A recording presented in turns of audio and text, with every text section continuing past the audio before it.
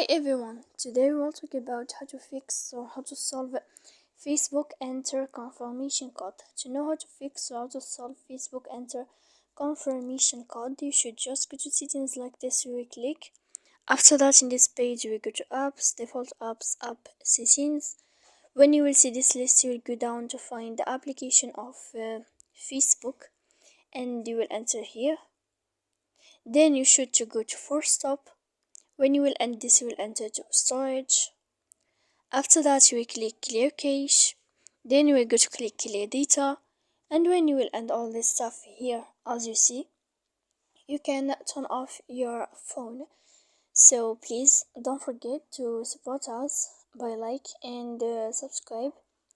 See you next time in another video.